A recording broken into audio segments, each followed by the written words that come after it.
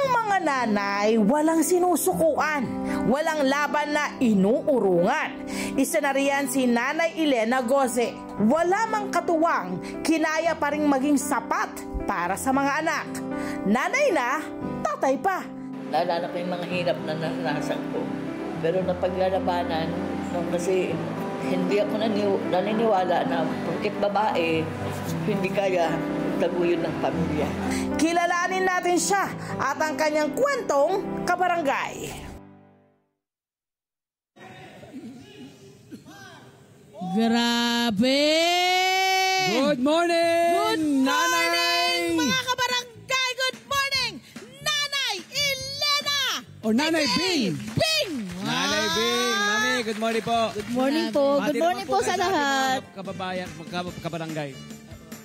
Magandang umaga po, UP! I love you, UP! Yun o. Naku, eto na, friend! 8 anak! Mag-isang itinaguyod! Bakit to mag-isa? Eh kasi kinuha na ni Lord yung tatay nila. Ayun, pumanaw! Opo. Anong taon po ito? Anong taon po ito? Pumanaw? 1996. Tagal na rin po. Ano po? So, nalaman ko, buntis ka raw nung siya ay pumanaw. Ay upo, buntis ako ng 9 months mismo sa aking bunso. 35 years old ako noon. Naku, friend, ito yung sinasabi ko na yung ating mga kananayan, yung mga nanay natin, kadalasan, dahil sila yung nasa tahanan, hindi talaga sila nakakapagtrabaho. Pero yung trabaho naman nila sa loob ng bahay, talaga naman 24/7. Pero syempre, sa pagkita ng pera, talagang hindi kayo batak. Eh, paano ang ginawa po ninyo? Kasi 8 po ito. Anong nangyari? Paano ginawa nyo? Nung una po, hirap na hirap talaga ako kasi umasa nga ako sa ama. Umasa lang ako sa tatay at pag-alaga ng 8 anak. Pero nung dumating po yung ganong trahedya sa akin, natuto po ako. Nagdasal po ako. Nanalangin. Panalangin ng gabay. Pero sinasabayan ko rin po ng trabaho yun. Anong mga pinasok nyo hong trabaho? Nagluto po kami ng Planchadora. Bandera. Naglaba din po ako, nagplancha, nagluto ng pangmerienda, mga banana cue, kamuti cue, pinapalako ko sa mga anak ko. Yun! Natumulong yung mga anak po ninyo. Hanggang sa nakapagtapos na nga ng high school ang mga anak po. Yes, napagtapos mo ng high school yung mga anak mo. Kumusta na po sila ngayon? Lahat na po sila may pamilya, may kanya-kanya ng buhay. Tapos, awa ng Diyos po, wala naman naging masamang influensya sa kanila. Wala naman naging problema. Ano ho yun ang gusto kong malaman ngayon. Ano ho ang sa tingin nyo'y naging susi para po yung mga anak ninyo ay lumaking maayos? Sabi nyo nga. Una-una talaga po, tinatakot ko sila sa Panginoon natin, sa Diyos. Nilalapit nyo sa Panginoon. Sinasabi ko po sa kanila, lahat ng ginagawa nila, hindi ko nakikita, pero walang makakaligtas sa mata ni Lord. Galing! Mahusay! At kayo nga po nagpursige para po maitaguyod ang inyong mga anak single-handedly. Yes, mag-isa. Opo. At ito pong inyong paghahanap ng trabaho ay dinala po kayo sa kinalalagyan nyo po ngayon. Yes! Opo. Paano ho naman kayo naging BPSO? Yung kapitan po namin dati, kasi 17 areas ang UP nung panahon na yun. Marami-rami. Bawat isang area po ay meron dapat magtatanod o magtatrabaho doon sa barangay para represented ang mga area. Oo. So pumasok pa ako ng BPSO nang wala po akong kaalam-alam. Anong taon po ito? 1997. Walang kaalam-alam. Pero ngayon, kumusta ang inyong kaalaman? Pero isipin mo rin noong 1997 na yun, medyo yung pa yun di ba? Fresh pa! Fresh pa ang mga pangyayari noon sa kanyang buhay bilang nag-iisang tagapagtaguyod. Tapos, nakuha niyo pa pong tumulong sa iba, 1997? Ay, opo. Kasi leader komunidad din po ako. Leader komunidad din ako. Pagka-leader ka kasi po, lalapitan ka ng mga tao eh. Tama. Hindi lang doon sa pera kasi wala akong maibigay ng mga payo po. Mga payo. Pero how amazing, how admirable, no? Na may 8 ang anak, tapos meron ka pang gagawin, ay ibang level na anak din ng mga kabarangay, ha? Ibang level yun bilang BPSO, sa mga kababayan natin dyan, mga kabarangay natin dyan, alam natin to, BPSO, protection, safety officer, yan. Ano, Yes! at parang tanod. Gawain panlalaki po yan. Correct! At kayo po ay, of course, Pioneer oo, ng mga kababaihang BPSO. Ano po mga challenges nyo po na na-encounter nung bilang babae?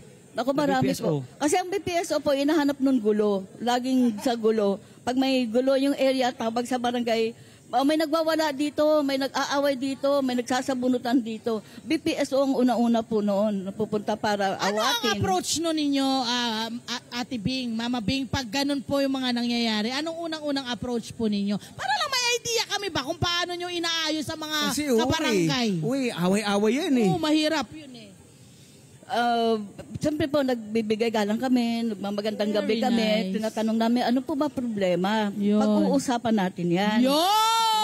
Ibang atake kapag Pag babae ang BPSO, no? May puso Oo. eh. So, sa dinami-rami po ng mga nagkakaaway-away, mga hindi pagkakaintindihan, ano po ang success rate ng mga napagbabati nyo? Magkakaibigan na po ba sila ngayon? Ay, opo. Marami po, marami. Marami nang nagkabati sila kasi napangangaralan na at bilang babae kasi po, hindi sila lalaban, hindi nila binabastos. Masasabi niyo po bang meron touch ng pagiging ina ang Ang yung pagiging BPSO. Opo, 100% po talaga. 100%. Nakita mo kung paano ang approach niya?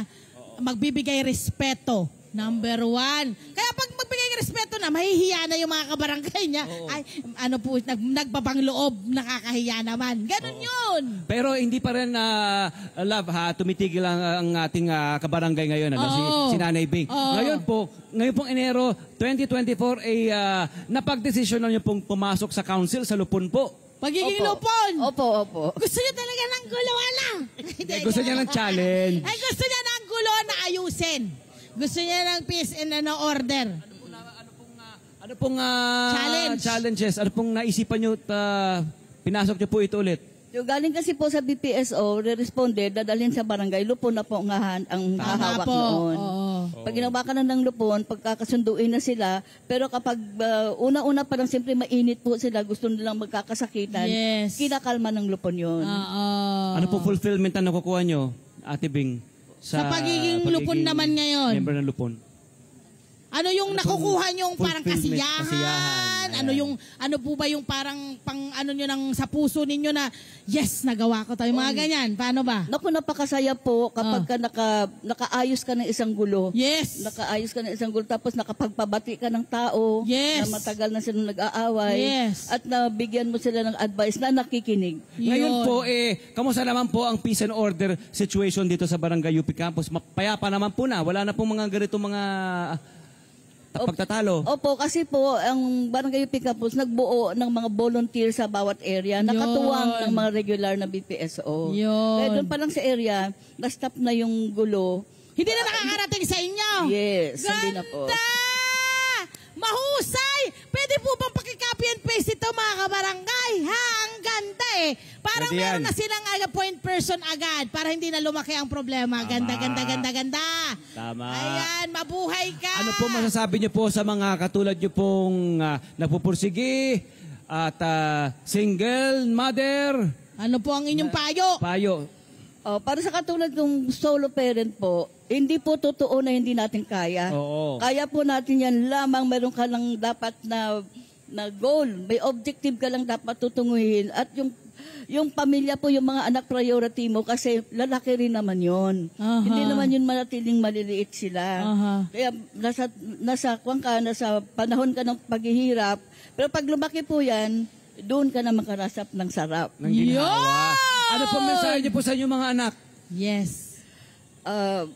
Nagpapasalamat ako sa mga anak ko na kahit ako lang isa nagtaguyod. Nanay Bing, shoutout mo isa-isa yung mga anak mo. Sino-sino yan? Yung panganay ko po si John Billy, pangalawa si Jerry, pangatlo si Ellen Joy, Ella May, si Jeffrey, si Berna, Bea at Blessy. Ayan, anong mensahe niyo sa kanila? Nagpapasalamat din ako sa aking mga anak kasi kahit ako lang mag-isa, wala silang ama, nakikinig sila sa akin. Oh. At sa dumi ng lipunan ngayon, wala man nang ni isa na naging masama. Yes. Palapakan natin si Mama Bing, si Nanay Bing. Punong-puno ng pag-ibig Yes. ang pagpapalagay nagpapalaki. Oo At naman. ako ay saludo. Gusto kong saluduhan ang lahat ng anak ni Nanay Elena dahil marunong kayong magbalik ng pagmamahal at respeto sa mga nanay ninyo. Sana all. Yan din ang i-copy-paste natin pag At ito mga pa, anak tayo. punong-puno rin ng pag-ibig ang kanyang pag-atake Para sa kabarangay. Oo, sa mga kabarangay niya. Dahil sa overflowing siya ng pagmamahal, damay na natin kabarangay ko. Ganda. Maraming salamat. Hi! Salamat! Salamat! Mga Kanet 25. This is Love and New Verbo. For more love, Tunipet, and Arafang updates, just click the subscribe button and follow us on our Net25 social media pages at Net25 TV and Net25 Entertainment Facebook. See ya. I love ya.